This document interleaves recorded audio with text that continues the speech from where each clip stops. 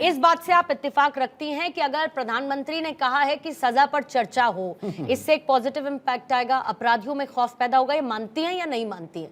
मुझे बताइए कि लाल किले की प्राचीर से किसी और प्रधानमंत्री ने महिला सुरक्षा को लेकर इस तरीके की बात कही हो, राक्षस कहा हो अपराधियों को? बताइए, आप मुझसे ज्यादा बेहतर जानती है, बताइए अगर किसी ने कहा हो तो। किसी ने शुरुआत तो की, उसका लार्जर देन पिक्चर मैसेज क्या जाएगा उसको तो कम से कम स्टडी करेंगे ना मैम। लड़ने को क्या है, लड़ लीजिए, दिक्कत क्या है? ऋतु जी की बात मैं सुन लेती हूँ, फिर उसके बाद धनंजय जी आपका जवाब लूंगी। ऋतु जी क्या कह रही थी? लेकिन अपने अपने समय बोलिए। बस हाँ जी जी बिल्कुल धनंजय जी अपने अपने समय पर। रमनीश वत्स नाम के जो व्यक्ति यहाँ बैठे हैं राजनीतिक विश्लेषक बन के, ये यहाँ पर भाजपा की दलाली करने के लिए बैठे। या तो ये अपना नाम इस तरह के शब्द बर्दाश्त नहीं है। देखिए, आपको जितना राहुल गांधी की दलाली करनी है करते रहिए। नहीं, राहुल गांधी की दलाली आप बैठी हैं करने के लिए, करते रहिए। लेकिन बात है यहाँ पे महिला की सुरक्षा की, आबरू की, और प्रधानमंत्री ने इसके ऊपर आवाज उठाई और सख्त से सख्त कानून लाने का प्रयास करते हैं, तो इस तरह के लोग देखिए ये बहुत गलत है। बार बार ये बहुत गलत है। बीच में नहीं, आप बताइए ना प्रियंका जी, बीच में नहीं प्लीज, मैं बीच में नहीं चाह रही हूँ, मैं रिक्वेस्ट कर रही हूँ प्लीज बीच में नहीं। नहीं, एक मिनट, ठीक है ना, ठीक है, मैंने आपको बोला ना, मैं मुझे ऑब्जेक्शन करने दीजिए ना, आप रहने दीजिए। ऋतु जी प्लीज अपनी बात को रखेंगी आप। मैम सुनिए मेरी बात सुनिए मैम। कोई भी जब कुछ कहता है, ऋतु जी जब भी कोई कहता है ना कुछ और आपके साथ वो नहीं चल रहा है, मतलब जो आप कहना चाहती है वो नहीं कह रहा है, तो वो दलाल नहीं हो जाता है। फिर वो कोई पॉलिटिकल एनालिस्ट हो, मीडिया का कोई पर्सन हो, मुझे पता है ये सब आपके फेवरेट शब्द हैं, फ्रेजेस हैं जिनका आप लोग इस्तेमाल करते हैं मैम, लेकिन let's stick to the point ना। देखिए, विश्लेषक वो होता है जो, अरे मैम छोड़िए ना विश्लेषक क्या होता है, उनको अपनी दुकानदारी करने दीजिए, आप अपनी करिए। उनको अपनी दुकानदारी करने दीजिए, आप अपनी करिए ना।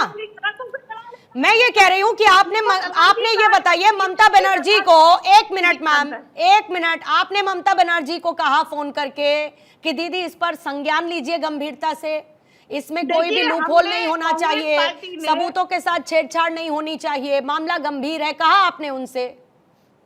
देखिए, हाँ मैं जवाब दे दूं आपको। जी बोलिए।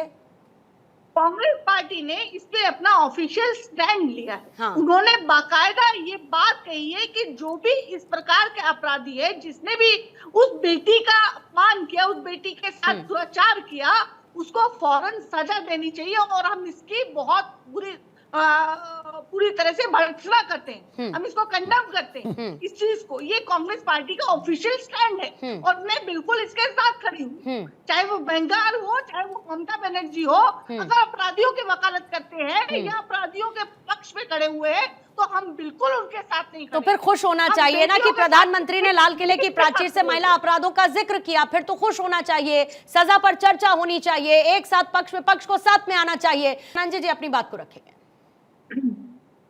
पूर्णिमा जी, नेशन की नैया के खवैया नरेंद्र मोदी के नेतृत्व में नेशन निरंतर नई ऊंचाइयां छू रहा, और जिस ढंग से उन्होंने बात की, उन्होंने एक राष्ट्र के, भारत के प्रधानमंत्री के रूप में बात की, कोई क्षुद्र राजनीतिक बात नहीं। उन्होंने तो 1 लाख युवाओं का भी आह्वान किया कि आप अलग अलग राजनीतिक दलों में आए, देश को आगे बढ़ाने के लिए चले।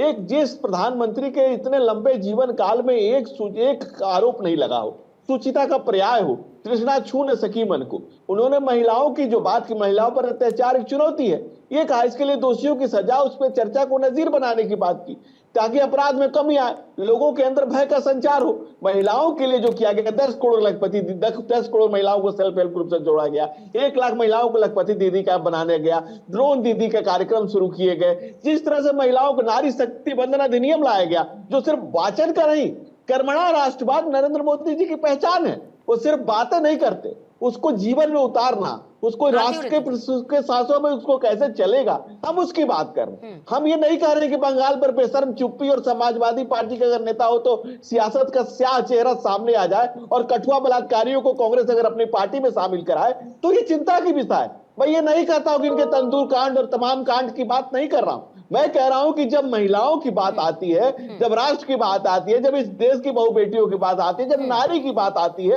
तो हम सबको अपनी नीतियों को स्पष्ट करना होगा। अगर मुख्यमंत्री के निवास में अगर एक राज्यसभा की सांसद के साथ दुर्व्यवहार होता है और उस पर स्याह चुप्पी, ये चिंता का विषय है। वैसे में एक आम नारी का, एक आम महिला का, एक गृहिणी का, एक गांव गरीब किसान नौजवान के, समाज के अंतिम पायदान पर खड़े हुए एक दलित शोषित पीड़ित महिला का, उसका क्या होगा, कैसे उसे न्याय मिलेगा? ये राजनीति करने का वक्त नहीं है, ये कांग्रेस और भाजपा करने की बात नहीं है। बताइए कुछ सब कांग्रेस की डिक्शनरी में फिक्स है। भाई अब ये कुछ शब्द जो कांग्रेस की, अगर आपको बोलना नहीं आए तो आप गाली दें, ये तो गलत जवाब ले लेते हैं। धनंजय जी, ऋतु जी का जवाब, हाँ बोलिए। ये तो प्रवचन देने में, इनसे सबसे पहला सवाल तो मेरा ये है कि बलात्कारियों को माला पहना के उनकी आरती क्यों उतारते हैं? बलात्कारी इनकी नजर में संस्कारी क्यों होते हैं? पहला सवाल तो मेरा ये है। दूसरा ये है कि यूपी में ही वाराणसी में जो है, बनारस यूनिवर्सिटी में जो है, उस बच्ची के साथ जो हुआ उस पर आज तक जो है प्रधानमंत्री जी ने एक ट्वीट नहीं किया। और वो जो जिन्होंने बलात्कार किया, जिन्होंने विचार उन बच्चियों के साथ किया, जैसे बांग्लादेश में हिंदुओं के मारे जाने पर राहुल गांधी ने ट्वीट नहीं किया, ठीक वैसे ही ना ऋतु जी? ठीक वैसे ही ना, जैसे बांग्लादेश में हिंदुओं की हत्या पर राहुल गांधी ने कोई ट्वीट नहीं किया, प्रियंका गांधी ने कोई ट्वीट नहीं किया, लेकिन राफा में, फिलिस्तीन में जब होता है कुछ भी तो उस पर राहुल गांधी, प्रियंका गांधी फौरन ट्वीट कर देते हैं। नहीं, एक सेकंड धनंजय जी, एक एक करके। धनंजय जी आप कुछ चाहते हैं कि आपकी बारी में कोई ना बोले सर? आप चाहते हैं कि आपकी बारी में कोई ना बोले, उनको बोलने दीजिए, ठीक है। लेकिन ऋतु जी मेरा बहुत बहुत बहुत अच्छा सवाल है। मुझे ये बताइए कि महिलाओं के प्रति अपराधों को लेकर एक पैन इंडिया अप्रोच सबकी क्यों नहीं हो सकती सिमिलर? क्यों उसमें कांग्रेस बीजेपी, क्यों उसमें कांग्रेस शासित राज्य या अलायंस इंडिया अलायंस शासित राज्य अलग, फिर इधर बीजेपी शासित राज्य अलग, एनडीए शासित राज्य अलग, क्यों अलग अलग बांटने पे आप लोग तुले हुए हैं? कभी तो साथ आइए, बोलिए महिला अपराधों पर हम आपके साथ हैं, बोलिए प्रधानमंत्री को सर्वदलीय बैठक रखें, बुलाएं कि आज लाल किले की प्राचीर से कहा है हम सब चाहते हैं कि एक सर्वदलीय बैठक हो, इस पर बात करेंगे हम। आप सजेस्ट करिए क्या करना है, हमको पूछिए ना। आप जवाब ही नहीं ले रही, आपके डरती हैं क्या मेरे जवाब से? अरे मैम छोड़िए ना, आपके जवाब से मैं क्या? ये विक्टिम कार्ड कांग्रेस का पूर्णिमा जी पुराना कोई दलाल है, 5 पीढ़ियों से एक पार्टी, एक परिवार का पांव दबाते हुए लोग, एक पांव, किस तरह से राजनीतिक नेता है आप? कैसी राजनीति कर रही हैं आप? एक 5 पीढ़ियों से जो पार्टी एक परिवार का पांव दबा रही है। एक मिनट धनंजय जी प्लीज, आपको पता है ऋतु जी, आपको लगता है, धनंजय जी प्लीज रुक जाइए, प्लीज सर प्लीज।